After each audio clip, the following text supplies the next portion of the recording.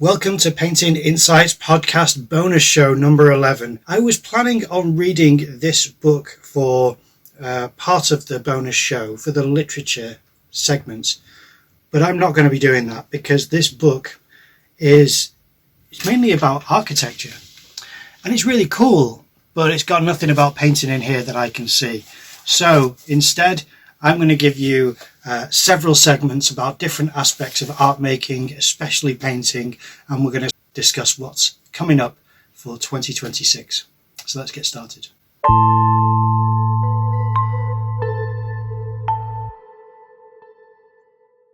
When I was in art school, they tried to encourage us to do work that we'd make for ourselves. They wouldn't really teach us anything, and the things that they would introduce us to would be very experimental. It may sound good, but when you think that you want to create something which is your own voice, it's hard to see really experimental art and then think, well, what I want to create is far more reined in than what they've been showing me. And what I ended up doing was creating several thumbnails with different materials of the same picture.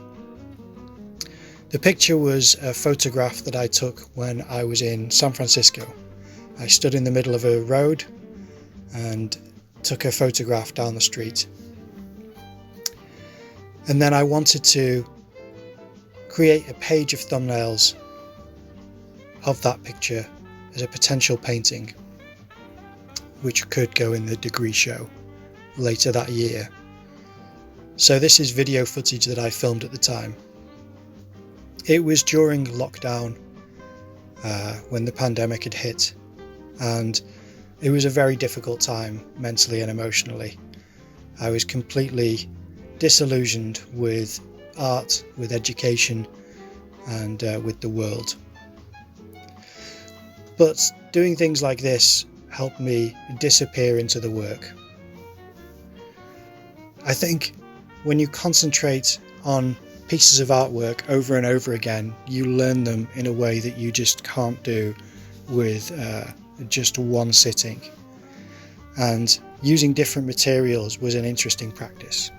None of this was suggested by the tutors, and when I showed them, I think they liked the looser, messier pieces that I created, the ones where I didn't have as much control over the materials, but they didn't embrace the concept or praise me for the work. Not that I was after praise, but it speaks to you when you realise what they do and don't like, what they don't embrace. And they certainly didn't embrace the idea of thumbnails or of discipline and practice. So when they saw this, the ones that they liked were the one in the middle on the right, that's kind of orangey pinky reds, and they liked the one below that. In fact, I think they like those three. The one which is kind of yellowish on the right, and purple and blue. The one below that, which is the pinky reds, and the one below that, which is fuzzy greys. They like those three. Those three are the messiest. What I like about this thumbnail sheet is that on the left you have the black and white grayscale images. On the top left is pencil. Below that is fine liner. Below that one is grayscale brush pen. And then the one you just watched was a black brush pen. And at the very bottom is a fountain pen. And on the top right was this cityscape scene that I photographed in San Francisco in coloured pencils. Below that in oil pastels. Below that in Conte crayons. And then second to last was watercolour, which I really didn't do a great job of watercolour at that point for some reason.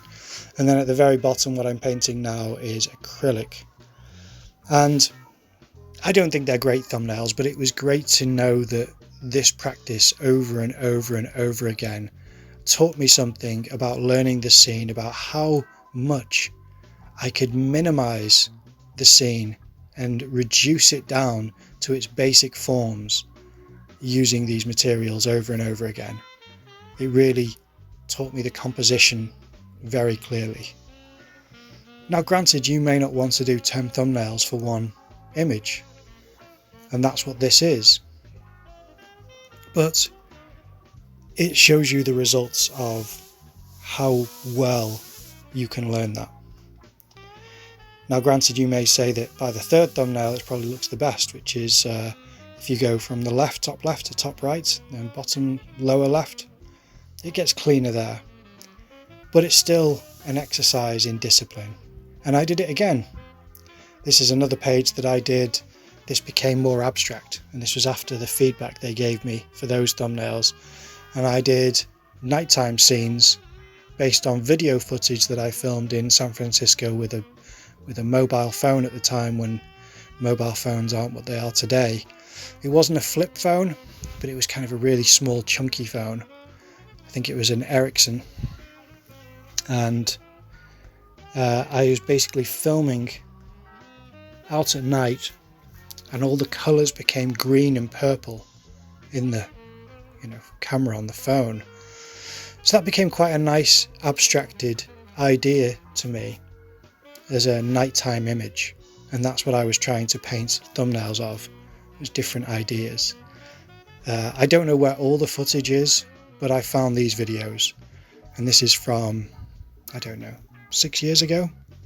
So I thought it'd be interesting to share, because this is a form of teaching that I did for myself at a time when I felt that the school wasn't providing a curriculum or any form of education that was offering anything to anyone. So I can look back at this and think there are certain ideas that I could continue with and take forward this year in order to learn new things about myself and the scene that I'm trying to depict. I wish I would have used smaller brushes, even though people do say use a big brush for a small piece, and that's the thumbnail. I think the way I was trying to use it left me a little frustrated, but it's still interesting to see.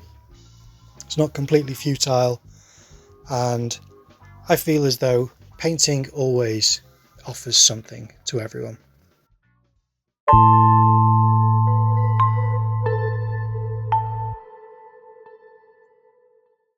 On the 28th of November 2025, my friend Jocelyn Roberts, you can see there, invited me to attend the North Wales Open at Theatr Clwyd in Mold. Now, I'd been to Theatr Clwyd once before when a piece that I'd submitted had been accepted into the show. I didn't win, but it was nice to see my work with lots of other people's. It's a lovely space to exhibit in. And here it is. It was only one long room or a corridor type of space where everyone's work was being exhibited, but I tried to film everything that was there. Now, I know this room's completely empty, but this is after everyone had left. I was the last one in that space, so I thought I would capture this bit of footage and also photograph all of the walls that I could. So here we are. Now, I must confess there were 3 pieces that I liked in the show. Not that I disliked everything, but I thought there were 3 pieces that really did capture my attention, and one was my friend Jocelyn's piece, which was behind her, and I'll show you at the very end. But yeah, everyone, as you can see, did a diversity of work and subjects, and it is lovely to see. It was quite curiously curated, and yeah, all of the materials and the subject matter is always fascinating to explore. I like that one there on the left, the really low horizon seascape. That was one of them that I really loved. My friend Jocelyn's on the left there, the hedges, which I thought was beautiful. So that's the second one that I really loved there. And I'm not trying to discourage anyone from any of their work in the show as well. All of these works, as you can see, there is some beautiful work there, very finely painted work, very abstract work, interesting ideas and some oddities as well. But my other favourite was the one in the centre there, the black and white one. You can't see it very well, but it was a marketplace. Those are my 3 favourites in the show. It's always a privilege to go and see events like this. I really enjoy it, and it was a lovely social occasion as well, which I don't get as many of as I'd like. Since the pandemic, I became a bit more hesitant to go out, but I'm trying to encourage myself to enjoy the public spaces and the company of larger groups. But yeah, this is all the photographs that I took. I hope that it's a nice insight for you into the open show. That's my friend Jocelyn's at the top there. Beautiful work. And that's the winner on the right. Now, the last thing that I'll show you is a piece which I bought off Jocelyn, which is this lovely painting that I've recently framed. It's going to be going up on my wall soon. So I very much appreciate her new direction that she's taking in painting. And yeah, if you want to see that episode, it'll be linked in the description below.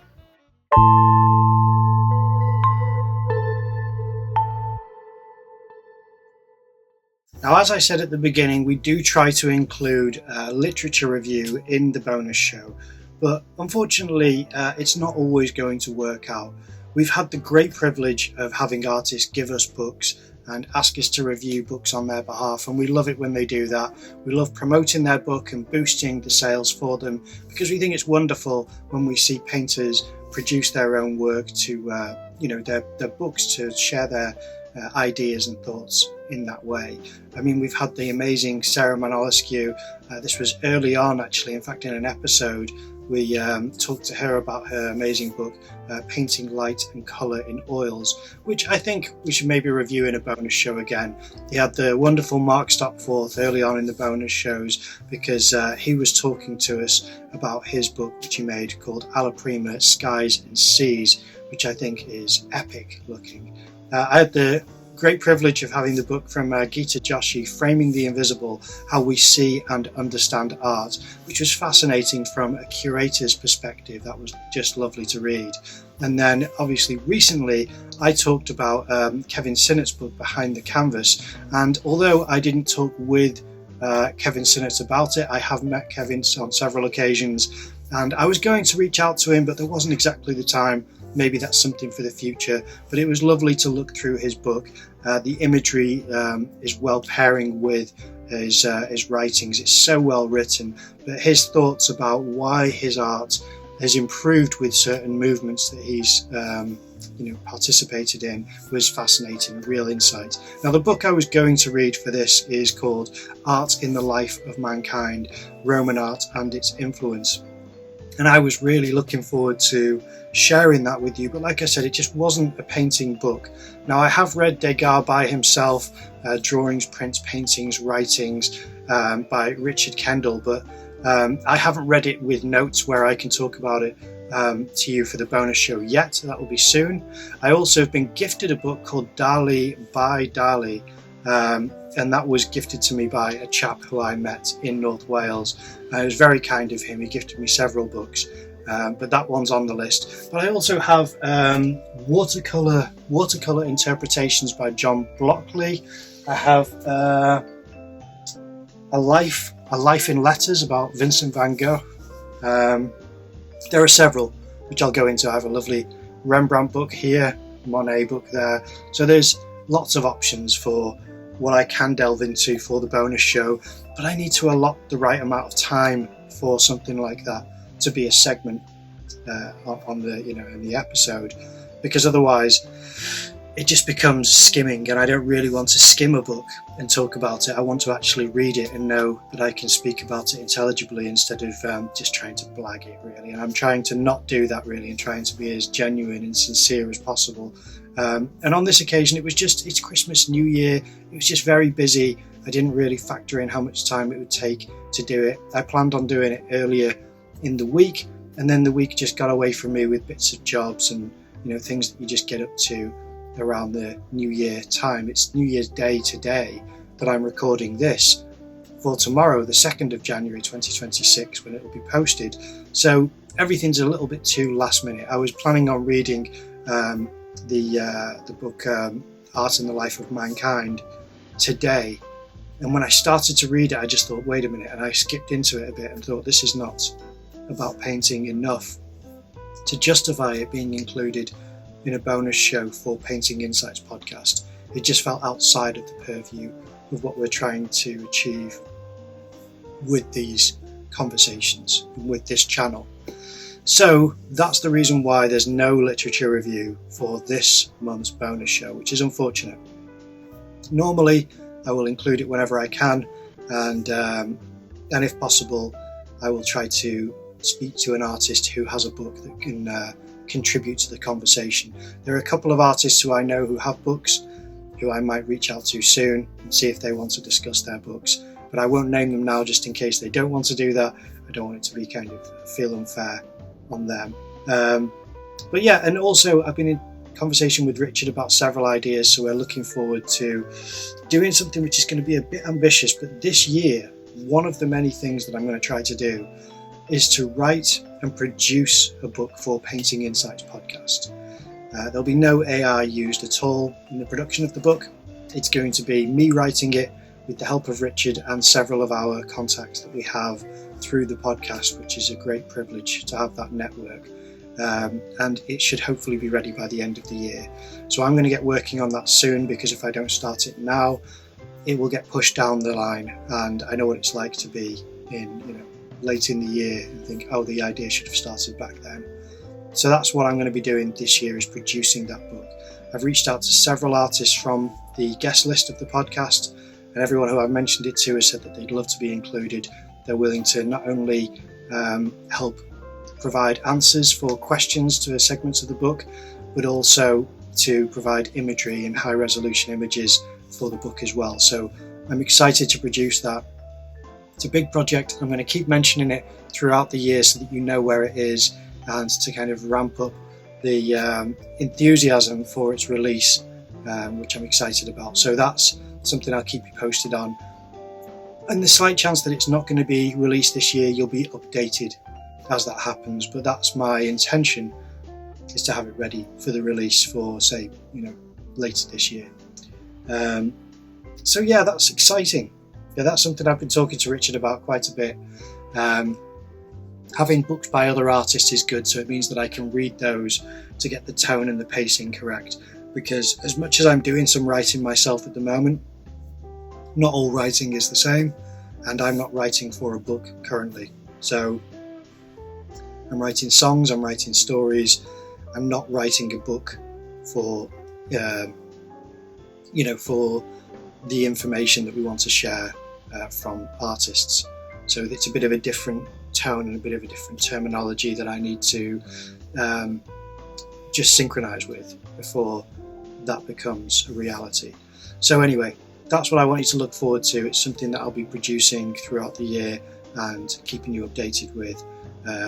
So this bonus show is normally, the full 1 hour show is normally only on Patreon, but I thought for the first of the first bonus show for 2026, and it's technically the last bonus show of 2025 because it would have gone up last Friday for the patrons, but I thought since it goes up the last Friday of the month for patrons and the following Friday for the public, I thought I'll wait until the following Friday, which is rolled into 2026, to publish this bonus show, and it will be for everyone. Even though it will be on Patreon as well, it's going to be free for everyone to see, just to give you a taster of the full length show and everything that gets shared, because there are so many different segments that I edit down into a 15-minute video for the public, but the 1 hour videos I think share a lot more insight into the different aspects of whether it's talks with the artists or insight into the galleries and the different events and shows that I attend or participate in. And there's going to be several events this year that I want to share with you. In fact, one of which I can talk to you about before it even starts. So let's get into that.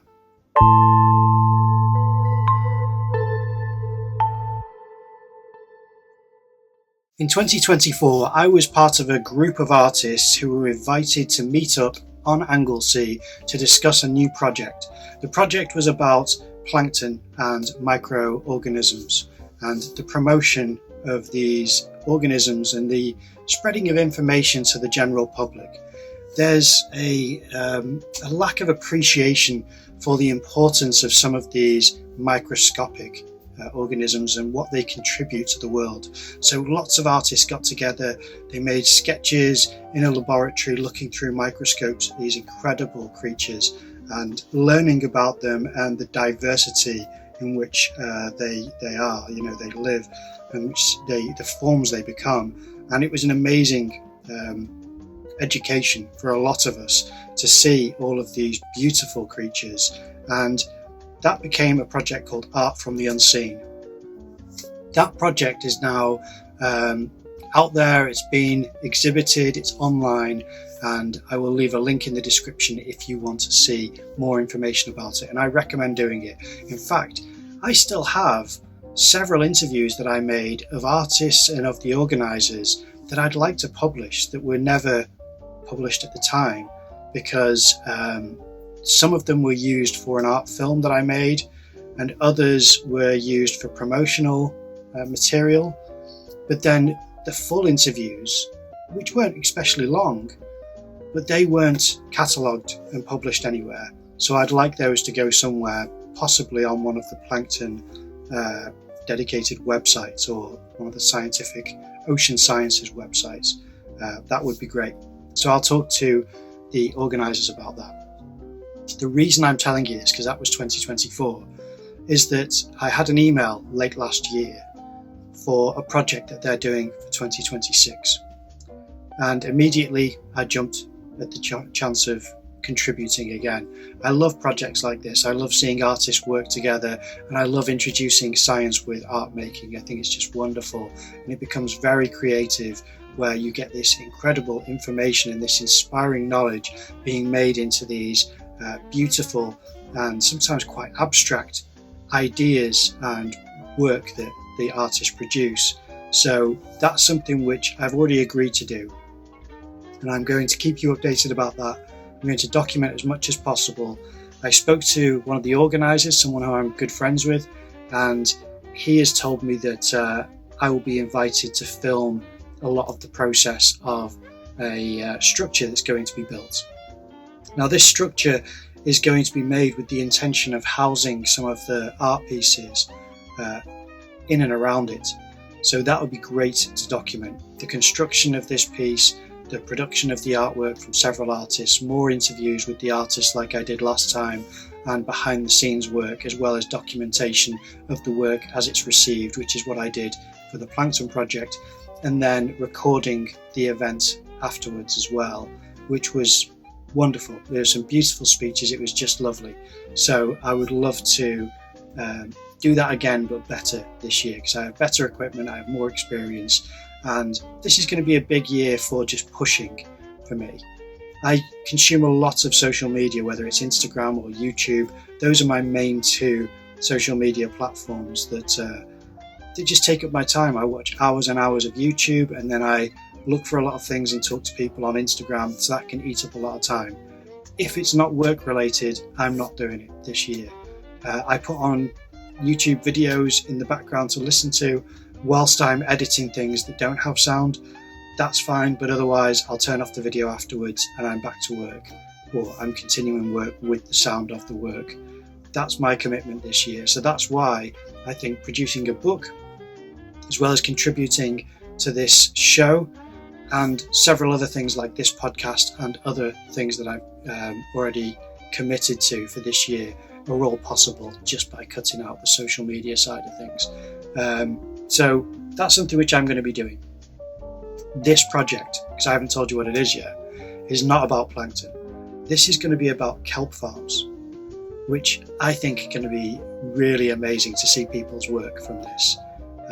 It's an exciting idea to be educated about kelp farms and to then explore art making and art materials when it comes to producing work and representing ideas about our relationship with kelp farms to produce to the public.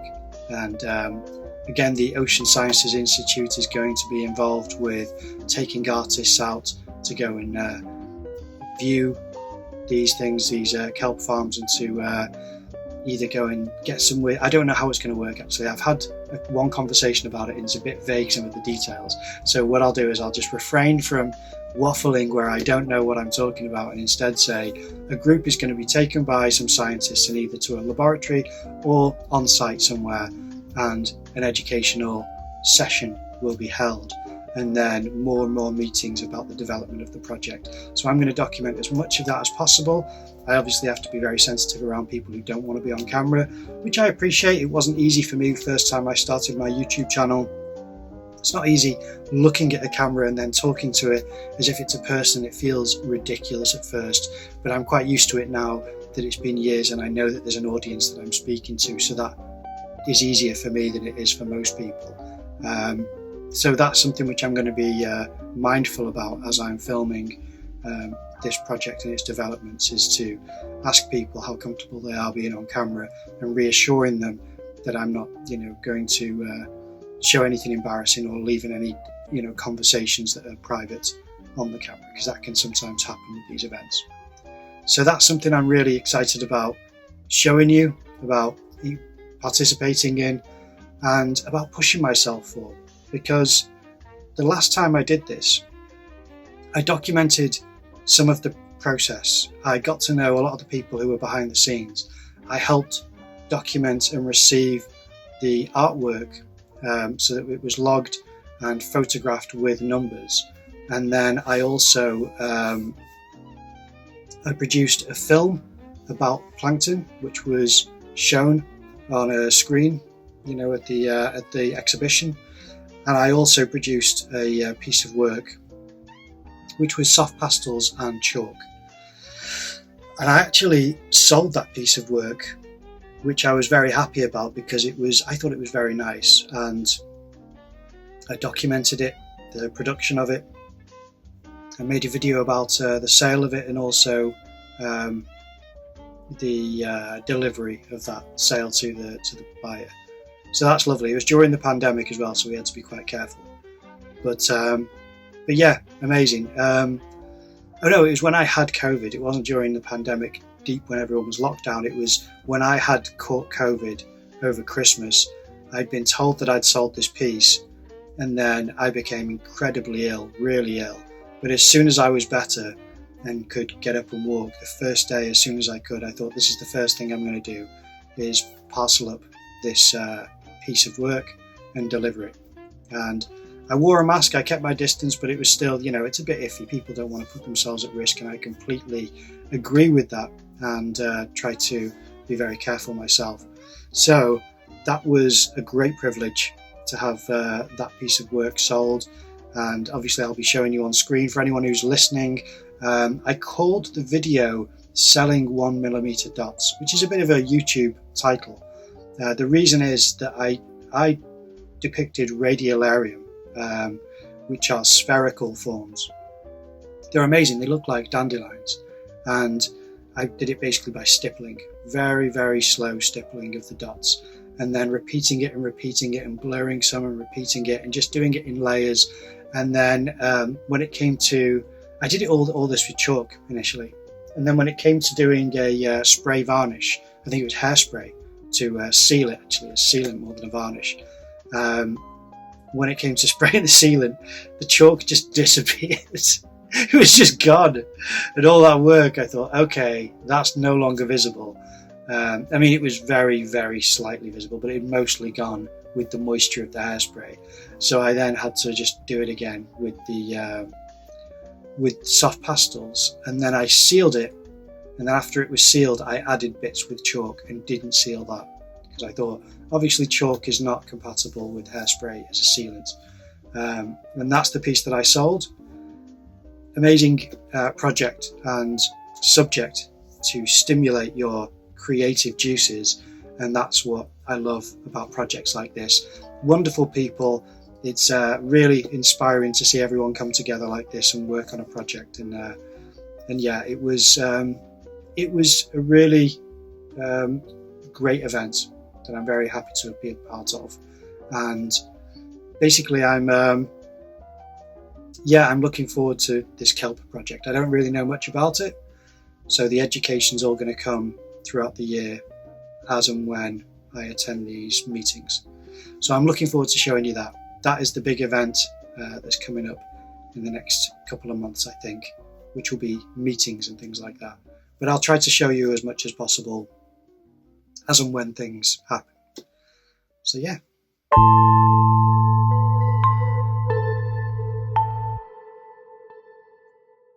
As many of you know, I have the great privilege of working with Finner Park Gallery, which is the most commercially successful gallery in Wales, if not one of the most in the country. I'd love to see the stats on that.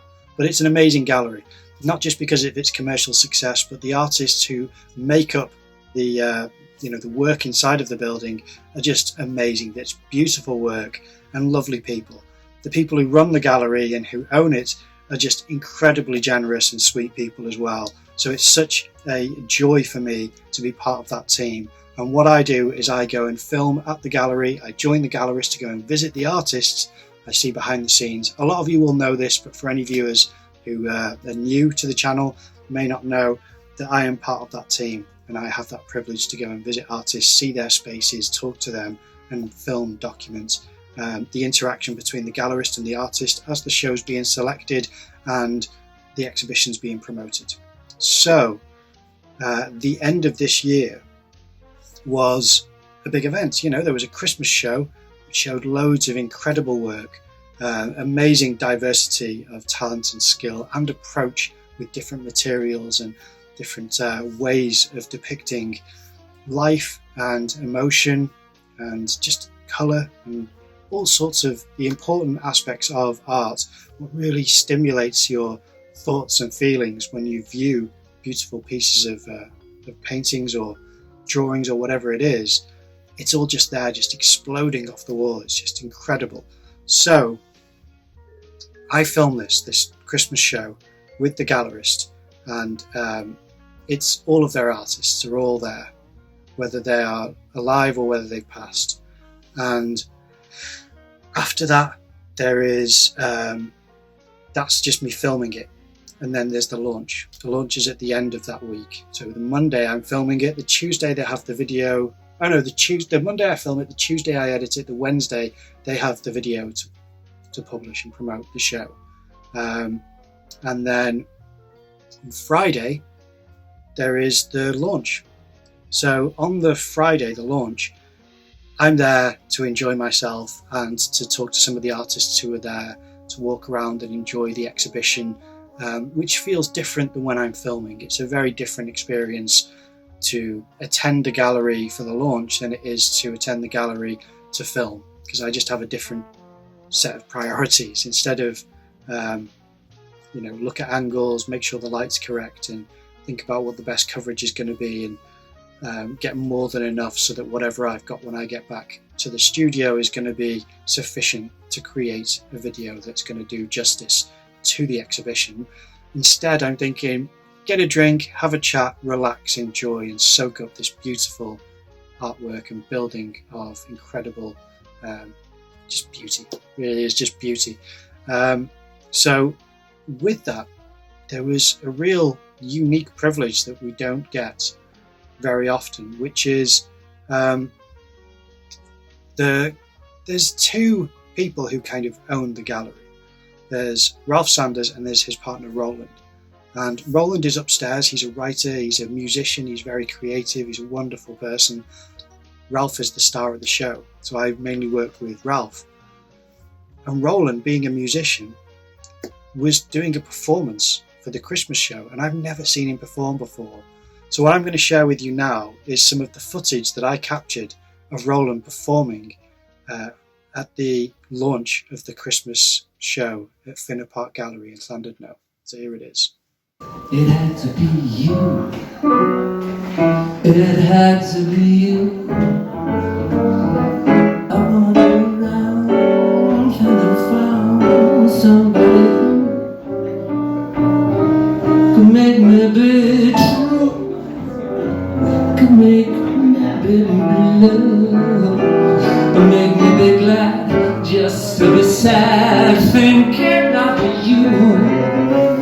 Sorry, come in, please.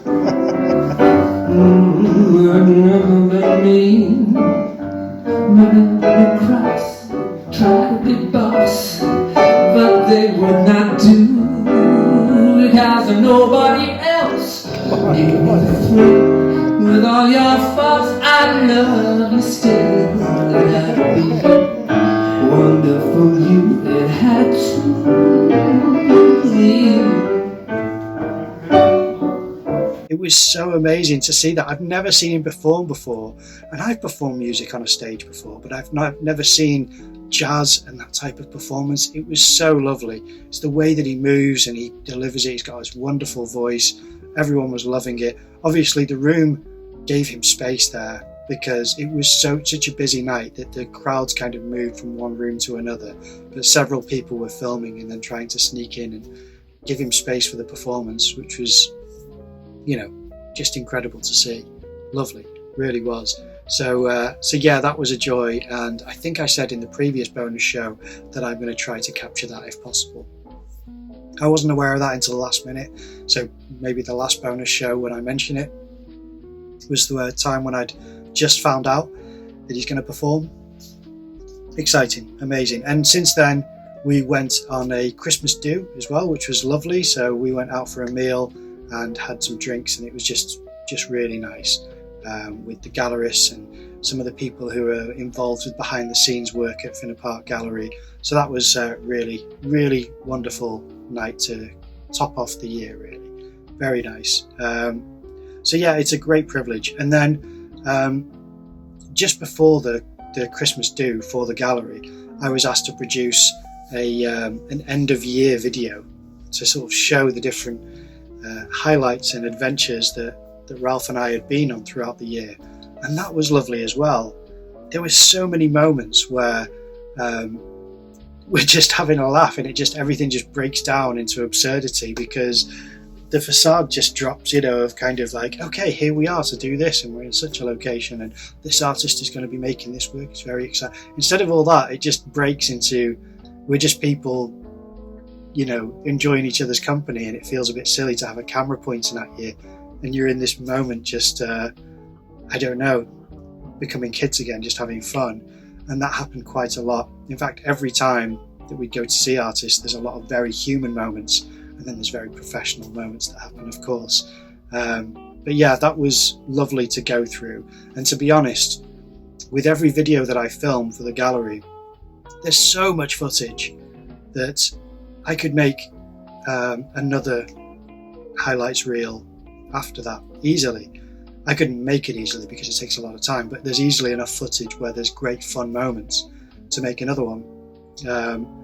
But what I'm hoping to do, and I'm in conversations with Ralph about, is to make another channel for Finner Park Gallery. I may have mentioned this on the previous podcast, previous bonus show, and that is that Finner Park has a YouTube channel where what we do is we film Ralph with the artist, we film the show at the gallery, and there's certain events that we try to capture, and it's promoting the show, the exhibition. It's wonderful because it gives people this insight into who the artist is before they see the show, and it's lovely to see the artist in their space and how they work and what they're using. That's really special. And what I'd like to do is to take the footage that we don't use, because those videos they become between, say, 8 minutes to 15-16 minutes or something. It's around that length, and I've got enough footage to make long form content. So I'm talking to Ralph about potentially having another channel for Finner Park where we publish long form content, where he sat down with the artist and had a chat, or where we've gone out with the artist and they've done a bit of painting or a bit of drawing or something like that, something really incredible which we've witnessed and we only get to see a snapshot of in the video. Because as great as it is, the video has to keep moving. I have to keep the pacing, because promotion for an exhibition isn't long form. It wouldn't work to do a half-hour video promoting a show. So instead, if we had a channel dedicated to, say, 30-minute videos of these behind the scenes of Finner Park, I think that would be really interesting. That's something which, if that happens this year, I'll be promoting it. There are other things with Finner Park that I'd like to announce, but it's not official enough yet, so I won't. I'll hold off the announcement, but exciting things that I think could become a reality, and it will definitely be something which I'll be shouting about on this podcast to make sure that you're aware of it and that you're directed to it because it's fun, it's exciting, and it's a big deal for the art world to have good people do great things like this. So that's a bit of behind the scenes of what I've been lucky enough to experience with Finner Park Gallery, and I'm looking forward to 2026 with them. We've already filmed certain videos, and I'm booked for others, so looking forward to more of that. That'll be great. So yeah, I'll be keeping you posted.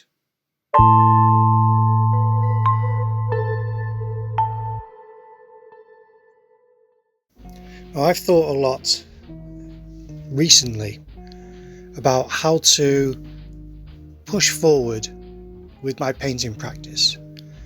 What I'm showing you on screen now is going to be a couple of videos of paintings I did a couple of years ago, well, 2024, and I've reflected on it in a way which should be healthy. It's a lot of work that you can put into paintings, and the intentions are all there. The lessons are at the front of your mind, and you think, this is what I know to be true. Artists say this, professionals reinforce these principles, and therefore if I embody them with my painting, it should be successful. That's not always the case. It doesn't always work. And what tends to happen is that I get lost somewhere in the process. Somewhere in the mix and the application, I start to lose sight of what it was that inspired me to paint in the first place, this piece. That's something which I need to really focus on and ensure that I have principles for painting, pieces of advice that are somewhat unique or esoteric, and then the original source of inspiration as a guiding light, so that I can navigate my way from the beginning to the end of a painting without it becoming a murky, messy muddle of visions, a puzzle that I can't piece together. That happens far too often. This will be the year that I push through into visions of paintings that I want to see. I've been trying to create paintings that I see other people make and trying to meet up with the standard of people who I consider to be peers, and I'm just not finding my place in the mix of artists. And it's not because the application is difficult or the subject matter is too complicated. It's because I'm not truly being honest with who I am and the art that I want to make. Painting can be difficult, and that's fine. It's not that painting should be easy, but painting should be painting. The process, not the product. And what I was pushing for all this time was for the outcome. Now, having the idea, the original intention behind the piece as a reminder of what inspired you in the first place isn't about the product at the end of the session.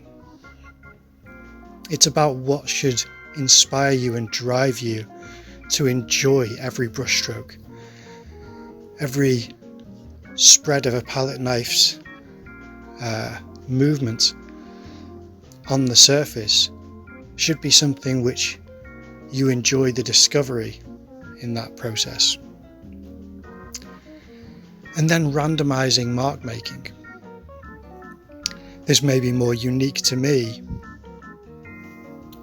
than to everyone, so it's not a blanketed statement, but I feel as though randomized mark making is something I've heard from several artists, and I've started to recognize as elements of artworks that I admire And I hadn't realised until recently that it is that injection of emotion, not concentration, not commitment and focus, but reckless abandon and embracing of chaos that you see in the layers underneath the order that is imposed upon the picture plane afterwards. That's what I love. And that's something which I think can truly be harnessed. I'm not sure how abstract these terms are to your ears. If you don't understand what I'm saying, then I'll try to explain it this way. Painting can seem like a series of marks that someone makes in order to create a picture. But in truth, it's a journey with several discoveries along the way. You may try to paint a picture, but then something doesn't add to the other thing well enough. The yellow and the green next to each other don't complement well. They clash, or they create an imbalance that you're not trying to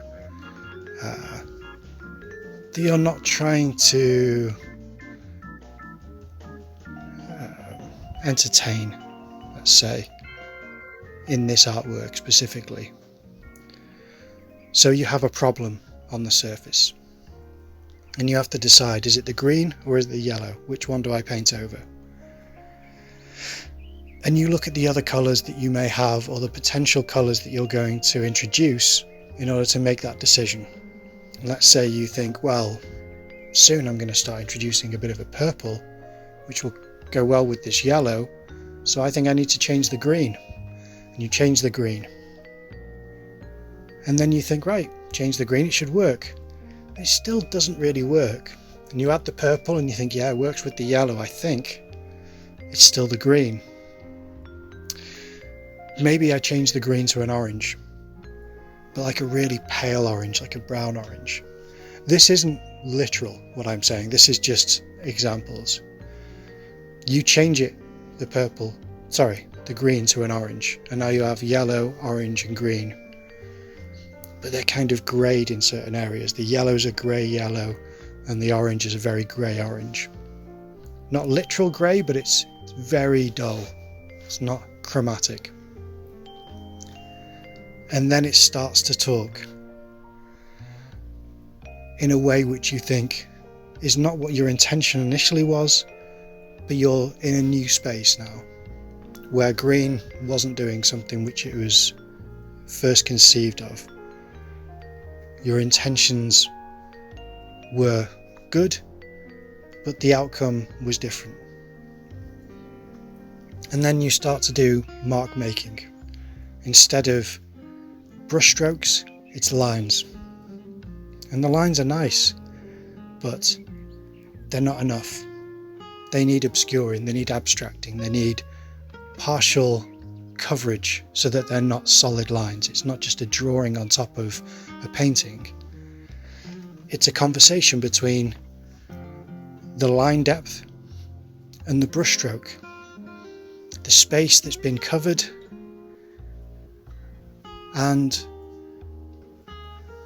the empty space, the abstract in-betweens. This is sometimes puzzles that you need to wander into and stay there. And my problem is, when I've found myself faced with a puzzle, I'll just try to solve it as quickly as possible, and that won't serve the piece. Now, in the case that you're watching on the screen, it was a puzzle that I had to solve in a day. This is another big problem I've had. Painting for me has been a one-day event, if not a 1 hour event. This isn't a 1 hour painting, this is probably 2 or 3 hours, but it's been a day where I've just thought, I'll start, I'll finish, it's done, I'm done with it, it's finished. And I need to sit in the painting session for longer. To play, to experiment, to discover what can occur if you remove layers, if you change colours, and if you abstract the piece with marks. Let's say this painting that is orange and yellow and purple, and now it's got line work in it, and then it's got patches to overlap that. Let's say that you then take a medium brush and you dip it into,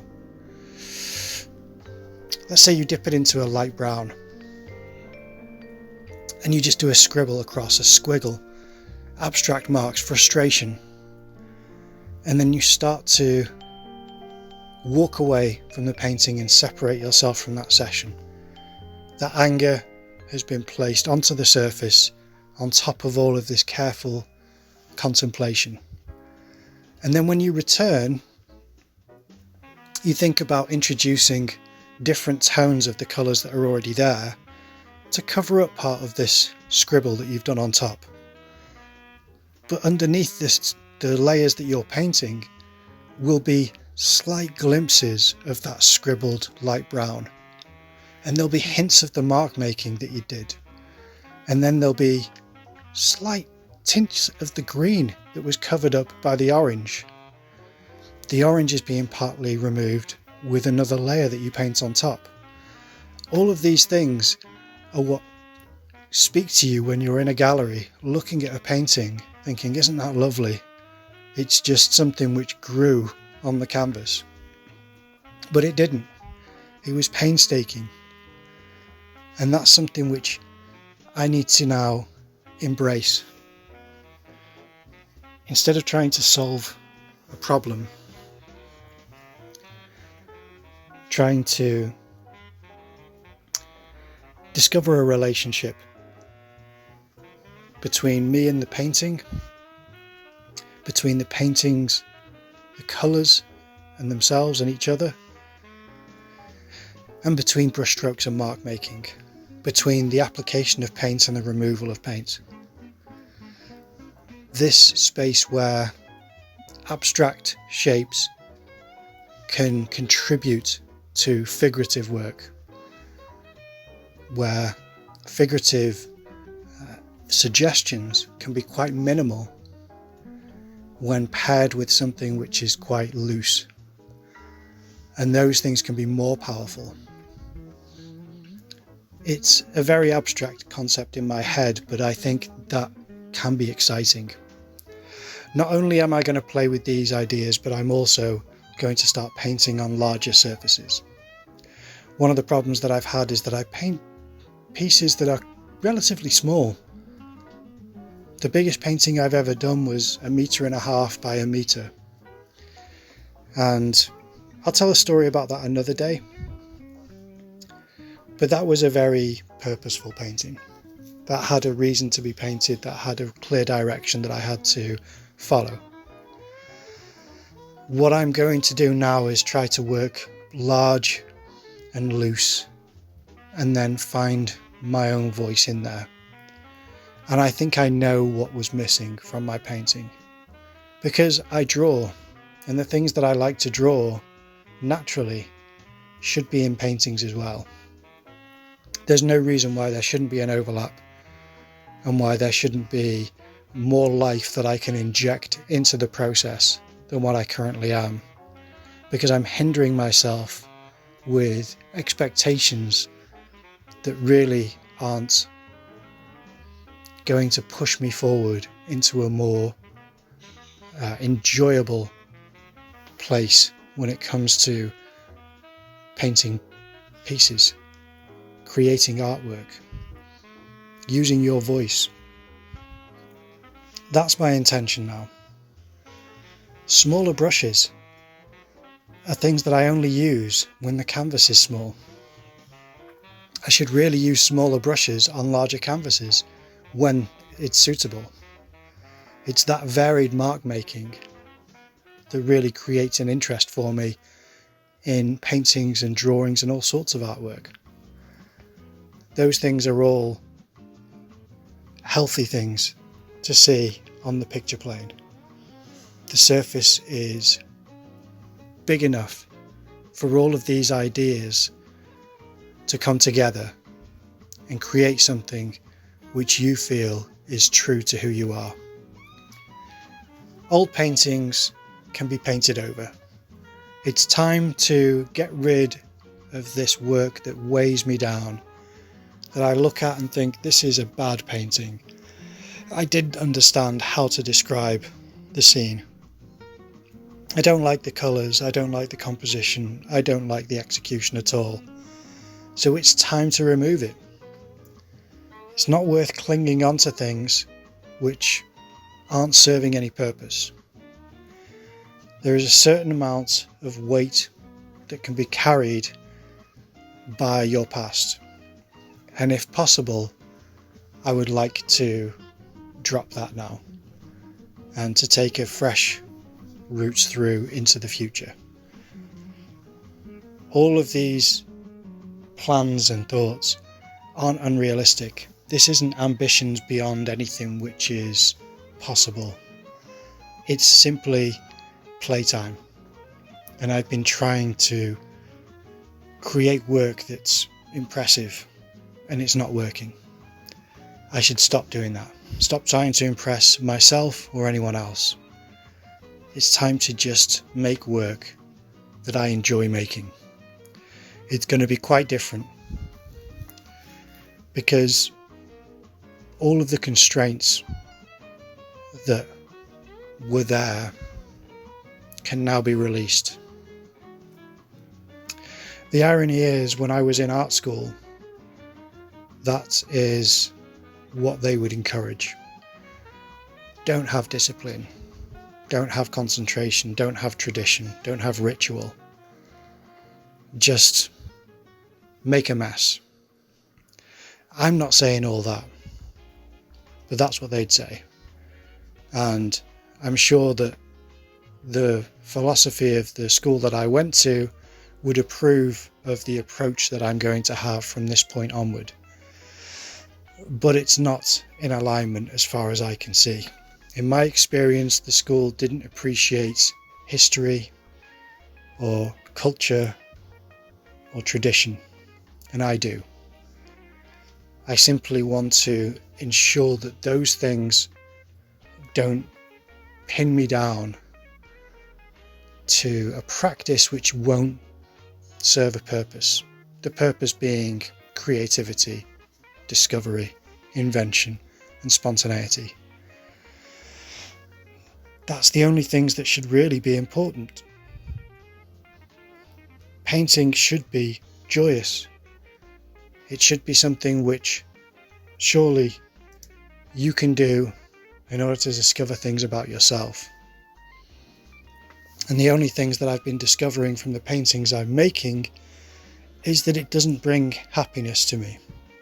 I don't like looking at the paintings I make. And I know that a lot of artists will say, all I can see is what's wrong with the painting I do. I don't think that's unhealthy, and I don't expect that to necessarily go away.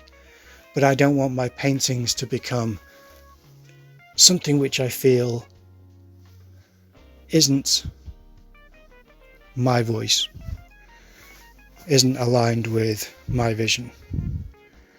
Whether it's paintings that are still flawed or not, so long as it's something which I think is truly my own preference, my history, my self in them, then I'll be happy. And I'm not sure what genre that will fit into. I've been trying to picture what it is that I want to create, and I have very loose ideas of where it's going to come from and where it's going to go. But I don't know if the creation of the picture is necessarily a finalized visualization that I should aim for. I've been trying to reinforce the thought of painting being this collaboration between you and the materials. That should be enough. I've spoken to enough professional artists where exploring the materials and practicing is the point. And it can feel strange because when you look at paintings, you don't see practice, you see product. But truly, that only happens when the person making the art has freed themselves up from this weight that we carry, or that we drag, or that drags us. And I don't want that anymore, which is why I'm painting over old paintings that I don't like, which is why I look forward to what has to come from all of this work this year. But it's not going to be fast. I'm not going to be some machine creating all these paintings. I don't imagine I will be anyway. I can picture it will be pieces, bits and pieces of paintings that I can share here and there. And I'll try to do several pieces at the same time. And not only large paintings, I will do medium and small paintings as well. But it's time to liberate myself from all of these old ideas. They don't serve the purpose that they should. So I'm looking forward to showing you what I create for 2026 and onward. And I hope you do the same. I hope you enjoyed this bonus show. Next month, there'll be more content. The 1 hour show will be on the Patreon channel, and the 15-minute version will be posted publicly. Enjoy. I look forward to reading your comments, and I'll see you next time.